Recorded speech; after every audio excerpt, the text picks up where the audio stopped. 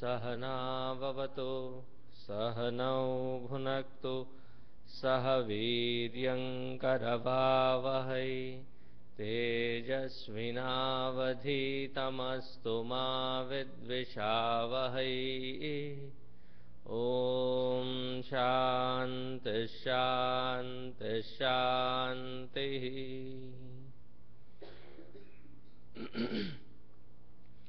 गुरुर्ब्रह्मा गुरुर्विष्णुः गुरुर्देवो महेश्वरः गुरुरेव परं ब्रह्म तस्मै श्रीगुरवे नमः तस्मै श्रीगुरवे नमः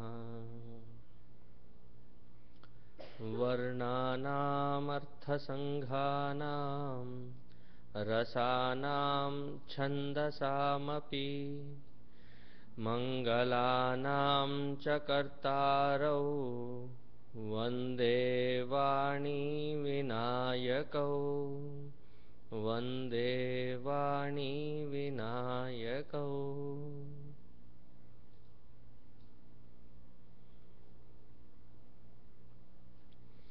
We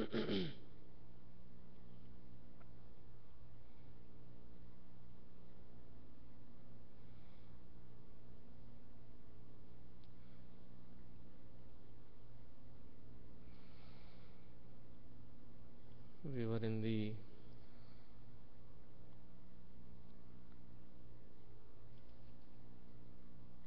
we were in the 14th Doha. Now we are going to look into the 14th Doha.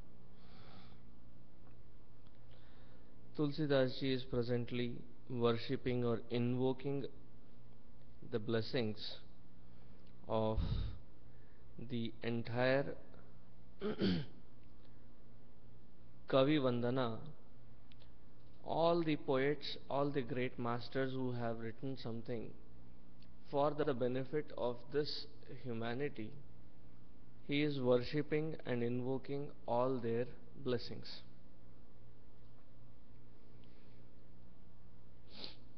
He says, सरल कवित कीरति बिमल सोई आदरहि सुजान सहज बयर बिसराई रिपु जो सुनि करहि बखान.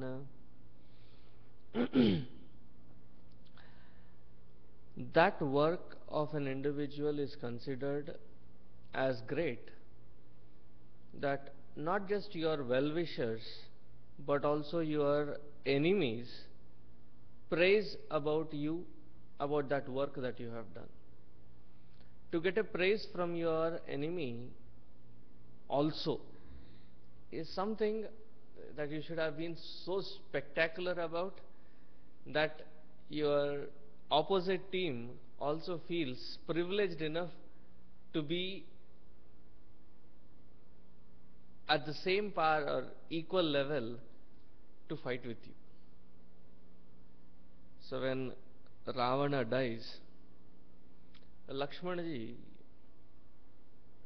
tends to say something abusive about Ravana. Ramji stops him from saying so and says, he was a great warrior, respect him for his greatness. If you go to him with complete surrender, even he will be able to explain certain things that you have never learnt before. Go learn from him. So Ravana is in the deathbed and Lakshmanaji is sent to learn certain things from Ravana. So that is the respect that Ravana had. So he says that this kavita, any kavitva can be understood as great, any poetry, if it has got sarala swabhava. Sarala, that which is very easy to understand. We have already spoken about the various shaili of kavitva. One is called the Draksha Paka. Draksha Paka is, Paka means actually a cooking style. But that cooking style which when you eat is as easy to eat as a grape. Wash and eat. You don't need to peel, you don't need to do anything with it. Nowadays you get seedless, you don't even need to spit. So that is called Draksha Paka. Then the second one is called Kadali Paka. Kadali Phala means a banana. Today I can tell. Vaazhapadam.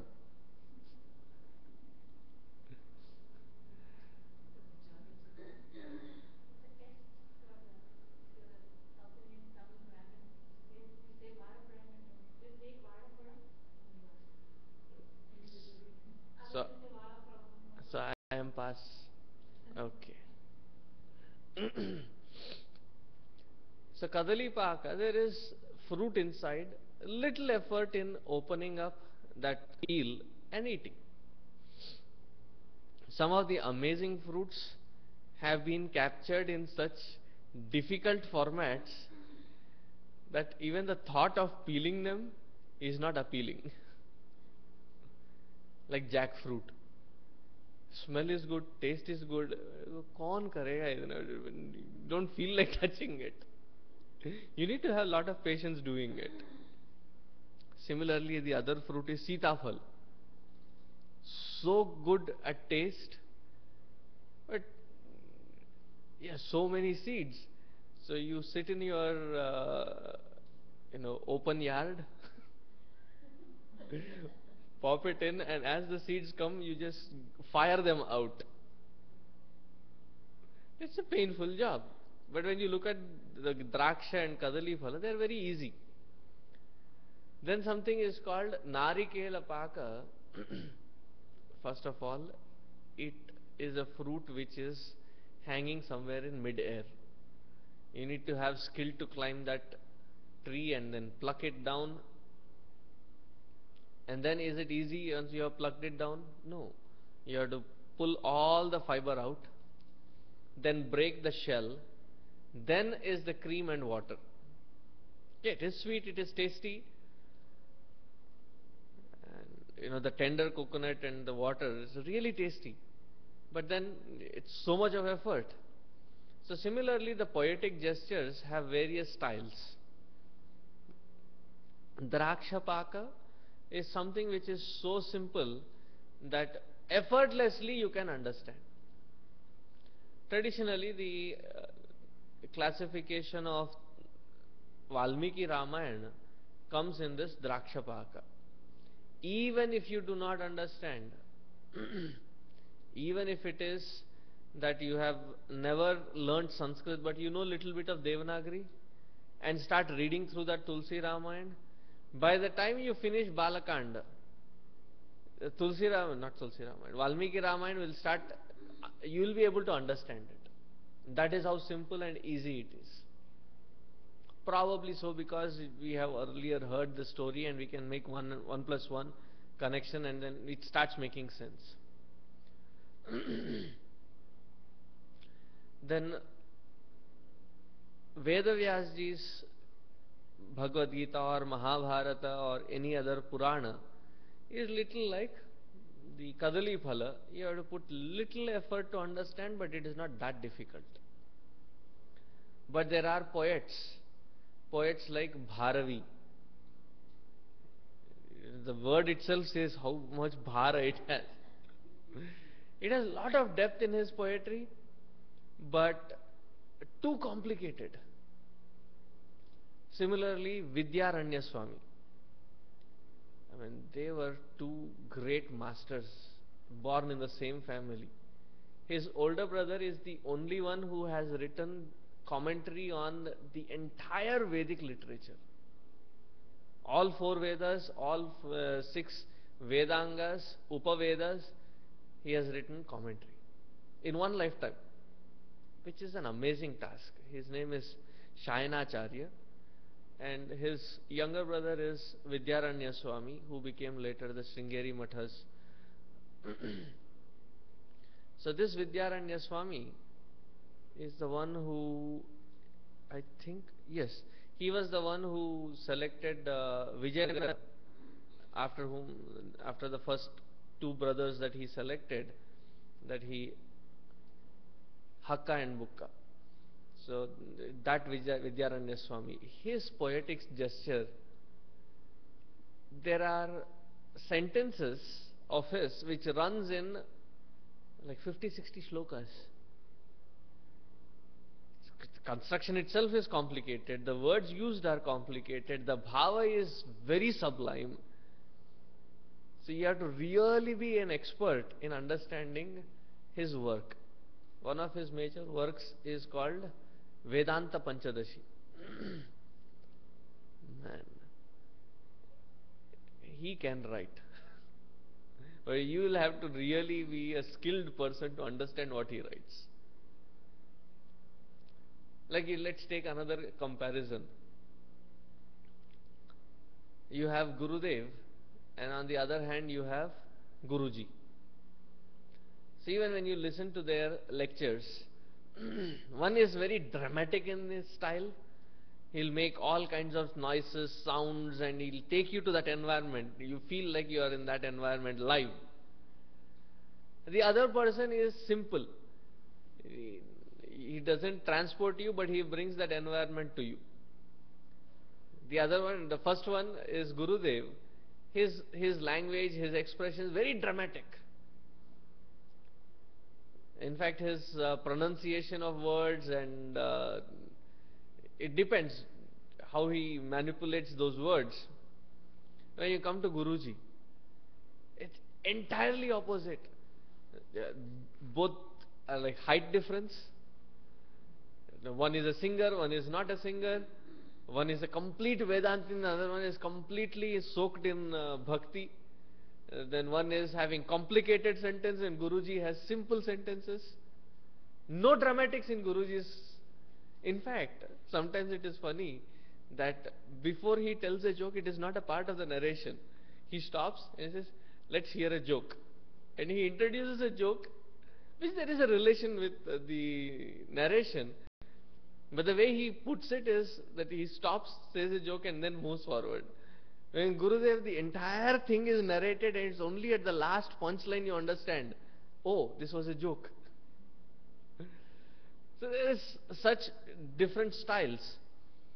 So he says, Sarala Bimala, that which is of Sarala nature, we are in the 14th Doha. Sarala, very easy format to understand, no complications, very straightforward. Such poetry is respected even among those who are your competitors. They'll stand up and salute such poetry. Further he says, सोई न होई बिनु बिमल मति मोहिमति बल अतिथोरी. There's another greatness about this particular poet Tulsidas ji, is not just that his poetry is sarala, even his swabhava is sarala. You don't find somebody who very often talks about himself saying, my mati is very little. Even in Hanuman Chalisa, so what does he start in his prayer? Buddhihina tanujanike sumirau pavana kumar. He says, I am buddhihina. And that is why I am praying. If I was buddhimanta, why should I pray? I would have already known how to handle. But since I am not able to handle myself, I am such buddhihina, I am coming here to pray. So it's such humility that he comes, that it immediately strikes a chord in us, and we start liking Tulsidas. He says, Mati bala ati thori. Thori, thoda hai. Bahut kam hai. What is it that you have so less? He says, Mati. Mati is buddhi. I have very little. So I do not know about this Vimala and Sarala. I just pray to you all great masters who have had written this kind of poetry before to bless me that it is Sarala and Vimala. We have already come to 14th Doha into the Tulsi Ramayana, and he has prayed to everybody seeking their blessings. Once we were having Bhagavad Saptaha of Guruji. So in that place, as soon as Guruji arrived, he asked, have you invited everybody? Sent an information to everybody, because this is Hari Katha and everybody needs to know. So there should not be a single person who feels left out saying we did not invite. Did you call everybody? And confidently all of us organizers shook our heads from this side of the shoulder to that side of the shoulder, Indian way, saying yes, we did. Then he looked at us all and said, did you invite Krishna? Because there was a Krishna mandir there. So I said, did you give him an invitation card? Did you call him? See, when the masters look, their outlook is totally different. You have to worship, you have to pull in everybody. So that this punya, when it strikes somebody, when it clicks inside, nobody knows. So Tulsidas ji also has not spared a single effort in worshipping everybody possible. Until if we really need to worship, we have to learn that skill from Tulsidas ji. The entire first half of Balakanda is nothing but invocations. Continuously invoking. And he reminds me of my grandmother. Right since morning that she wakes up, all the stotras and shlokas that she has ever learnt has to be repeated at least once. So we used to tease her. Are you sure you did not forget any god today? Because the day you forget, they are going to really get mad at you. So it is only later part of life that she said, if I stop saying, I'll forget them. So I have to make sure that I have to keep repeating them so that I remember them for a long time to come. Which becomes your second nature. So she used to worship all gods with every stotra. There will be a Triputi, there will be a Panchakam, Shatkam, Ashtakam, Dashakam. It will be continuously chanting. So similarly, Tulsidas is continuously chanting, saying, let there be that skill in me, O all saints, that I can chant this Hari Yasha. Hari Yasha, the avatar of Sri Hari in the form of Rama, and his Yasha. Yasha is the fame. So the fame, let me spread, let me have that skill, bless me. Then he says in the next doha, Kabi ko bid raghubar charita manas manjumaral bala binaya suni suruchi lakhi mo par ho krupal. He says that Kavi, Kovida, you can separate them as two different. As Kavi is somebody who is skilled in poetry, Kovida is somebody who is skilled in knowing it all. In that particular field, he is the expert. He is called Kovida. So sometimes we find a rare combination of a Kavi who is a Kovida, or a Kovida who is a Kavi. So even the chemistry, they start singing it in poetry. We will find such rare combinations. Like we used to have a biology and botany teacher. He was so skilled, and we could call him ambidextrous, skilled in both hands. So if you draw a cell, he would draw it with both hands, and it will be proportionate, equal, and faster when he does both hands.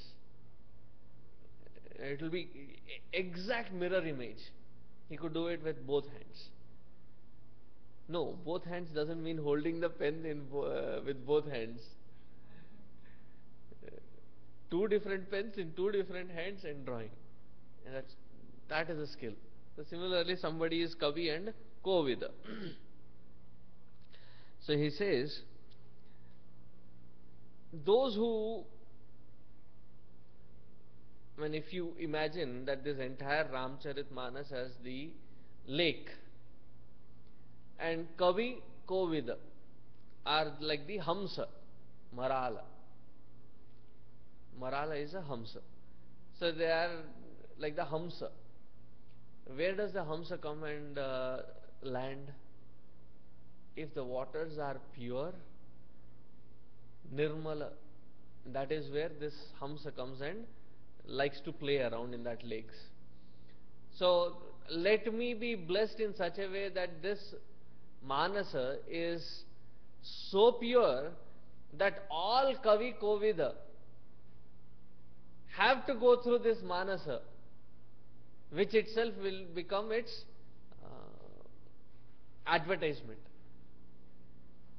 His all, with all his heart, all that he wants to say is that if Kavi and Kovida respect this, the common man will be able to reach to it. See, there are many things that reaches common man, which may not be that elite, that great, that sleek. There are things that the common man does which are very blunt. Say, he doesn't want something that only the common man reads. He wants something that the common man reads which is already being appreciated by the Kavi and Kovida. See, his range, to put it in today's language, something which is appreciated both by the masses and the classes. Now you understand the language. Kavi Kovida is the classes. The general people are called the masses. So that which should be appealing to both. So may I be blessed with that kind of skill. Having thus worshipped all the Kavi and Kovida, he now moves forward in worshipping the Samashti. In the Samashti there are various forces. So he starts worshipping them. So first, what does he worship? He says, Bandau Munipada Kanja Ramayana Jahi Nirameya. Bandau, I worship. This is in the 4th part of the 14th.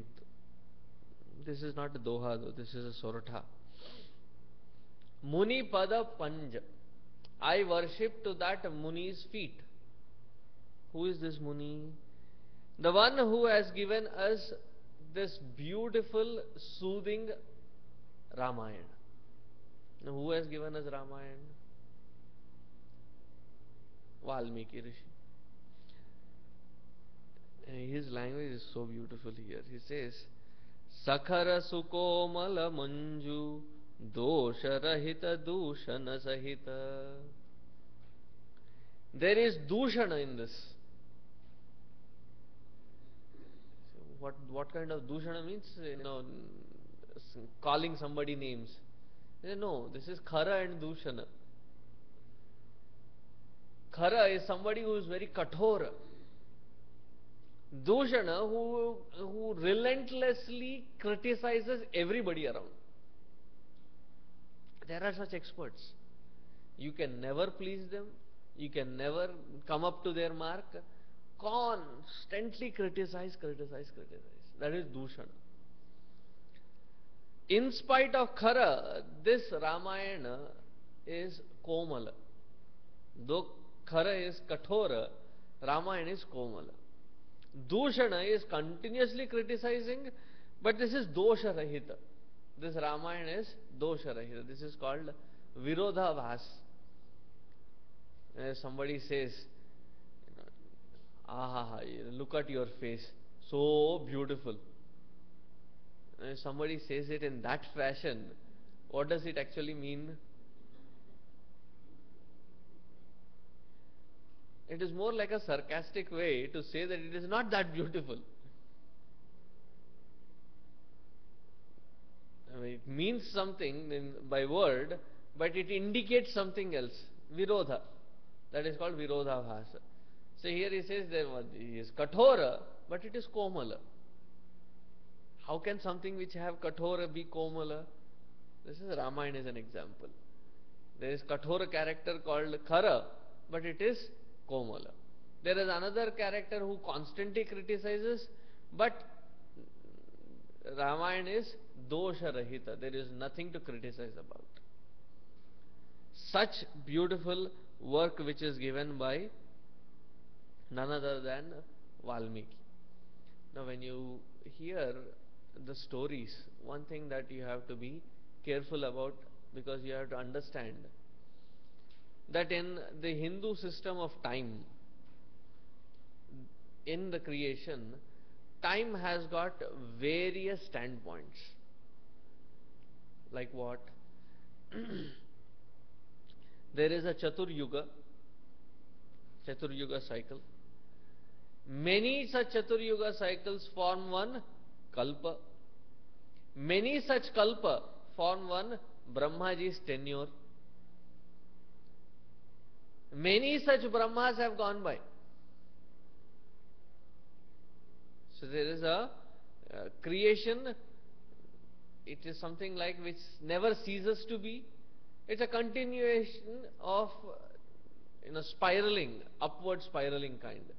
It repeats itself, but it is moving also. So between all these various Brahmas, various Kalpa, various Chaturyugi cycles, there are many times Ramayana has happened.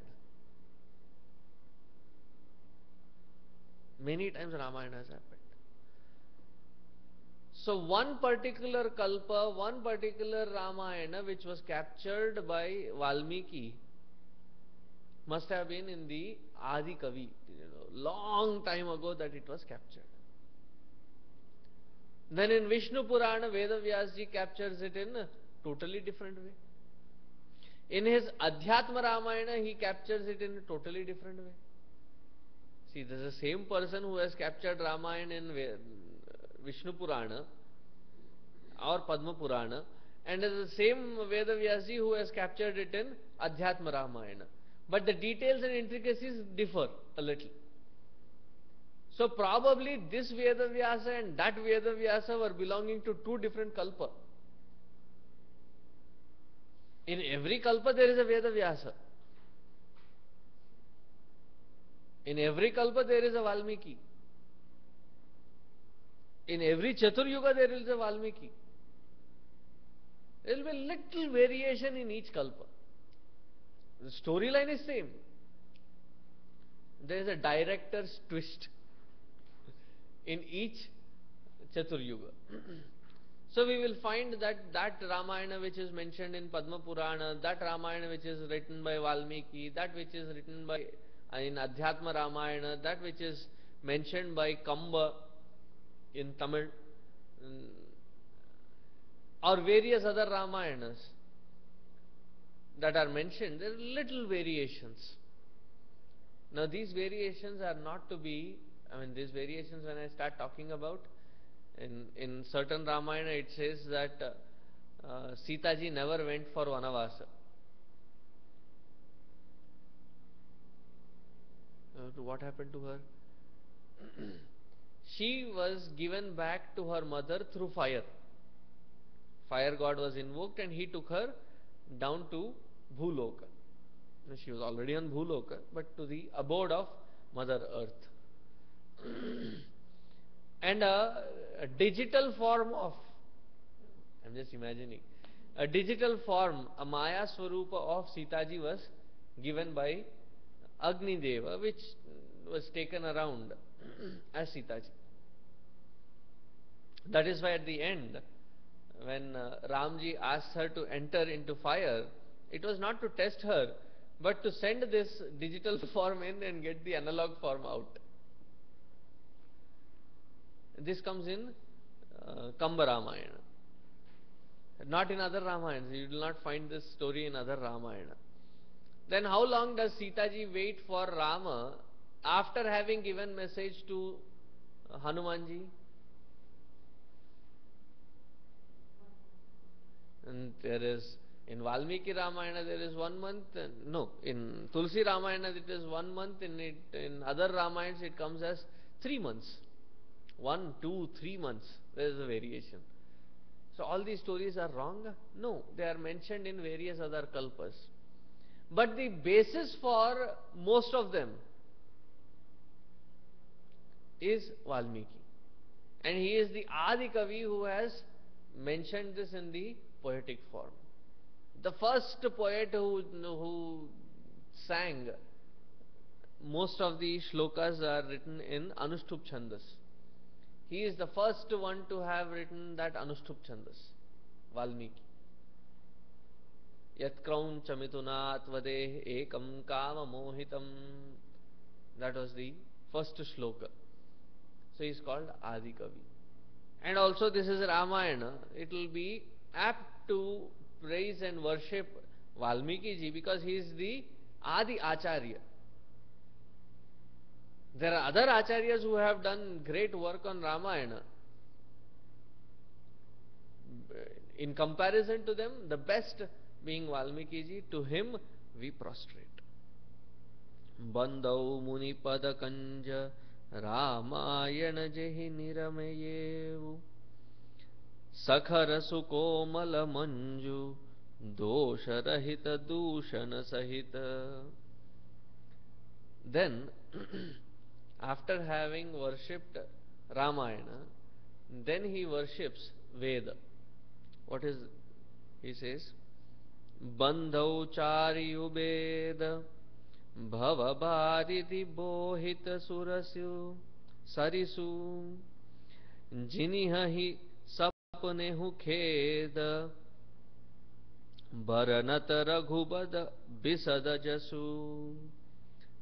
If the Vedas can be taken into a form, even those Vedas dream about Ramayana. Another beautiful form of saying, like they say, Mahabharata is a Panchama Veda.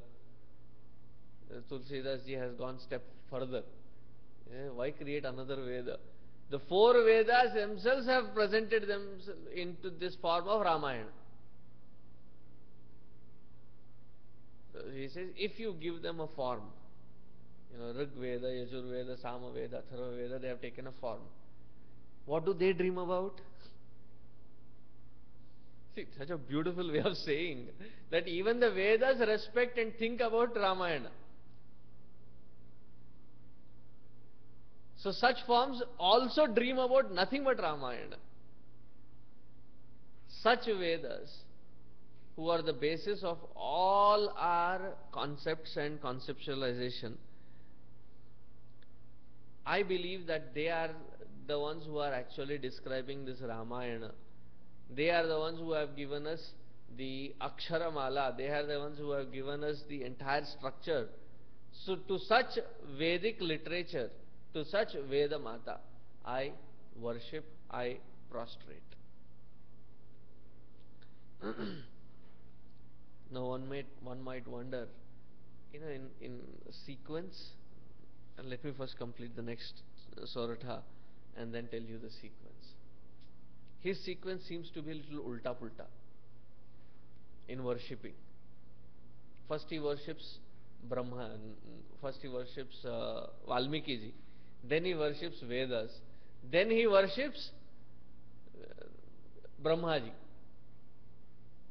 How can Brahmaji is the creator, so you need to come from the creator, then the Vedas, then Valmiki. But then he does a ulta job. He has a reason for that also. Why he has done that kind of ulta worship. So in the next Sorata he says, Bandhau Vidhi Padarenu. Vidhi is Brahmaji. Bhavasagar Jahi Keenha Jaha. And who is this Brahmaji? He is the one who actually made this Bhavasagara. We are planning to go out of this Bhavasagara. We worship that Brahmaji who has created this Bhavasagara. And in this Bhavasagara, there are all kinds of creatures created. Santa, Sudha, Sasi, Dhenu. In this world, in this Bhavasagara, there are Santa, good people. There is Sudha. Sudha is nectar, or Sudha. And Sashi is Chandra. Dhenu is Kamadhenu. So there are all these highly productive individuals which are a benefit for this society. On the other hand, it is in this Bhavasagara, Pragate Khalabhishabaruni. In the Kshira Sagara, between the tussle of the good and bad, there were good things and bad things created. Lakshmi ji, Kamadhenu, then the Kalpavruksha, then Airavata, Uchchashravasa, the various things that came out. They are all on one side. And what was the first deadly thing produced? Halahala. So whenever you start creating, the creation has two sides to it. One is a good side, one is a bad side. So even in his creation, there are good sides to it, there is a bad side to it. And what is the good side to it? The good side to it is, he is the one who has created the Vedas, and Vedas are constantly thinking about Ramayana. Or, he is the one who has started giving us out Vedas, and he is the one who has also spoken about Ramayana. But because it is Adi Kavi and this is Ramayana, we first worship Valmiki. Ramayana is so great that the Vedas also dream about this Ramayana. Hence, therefore, Vedas. Who gave out Vedas? It was Brahmaji. Hence, therefore, he is also worshipful. Look at the standpoint that he gives to Ramayana. That Ramayana is so worshipful that the Vedas dream about it. Since Vedas also dream about it, the ones who have created that Veda, which is Brahmaji, he also is worshipful.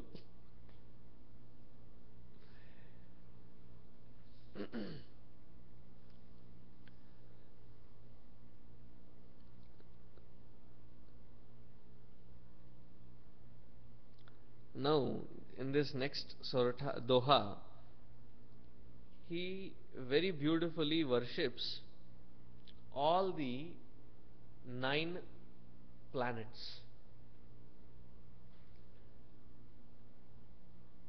Once we are born, it is the permutations and combinations of these 9 planets which forms various horoscopes. They call it horoscope, but the horoscope as to what horror we create can be expected through these permutations and combinations of these 9 planetary positions. So it says, Hoi prasanna puravahu sakal. May all these be satisfied. All these nakshatras, all these grahas be satisfied. What are they? Vibudha viprabudha graha charana bandikahau karjori. If you literally translate it, it means Vibudha Devata, Vipra, Brahmana, Buddha, Pandita, Graha, the various Grahas. To all of them I prostrate humbly. So here the meaning can be that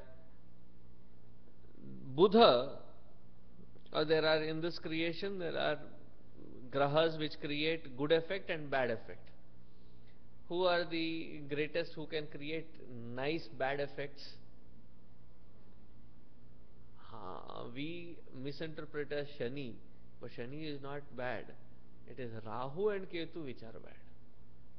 I am glad you said it. Rahu and Ketu are the Daitya Prasiddha. Then Buddha is in the middle, which is also with Chandrama. Vipra are Brihaspati and Shukra. Then Vibhuda, extremely bright, are Ravi, Mangala, Shani. So Shani is actually a blessing. Whenever Shani comes, material benefits might dwindle. But if that opportunity be rightly used, spiritual benefits are high. And they say, कुछ खोया है तो कुछ पाओगे, कुछ पाया है तो कुछ खोओगे, right? So, if you want to grow spiritually, the material benefits have to be dropping down. And that attachment to the material benefits, either we drop it voluntarily and grow, or else Shani provides enough opportunity to grow. So Shani is not a curse. Though many people treat it as a curse, it is a time wherein you make the best spiritual progress. Or sometimes you could also interpret it as those which help us towards the Vedic way of life is Vibhuda. And that which helps us to be street smart is Buddha.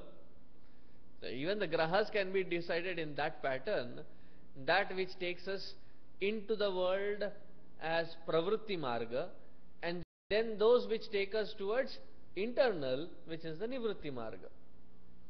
So to both sets of these planets I worship, because of whose blessings we can really worship and pray to that Lord Sri Ramachandra.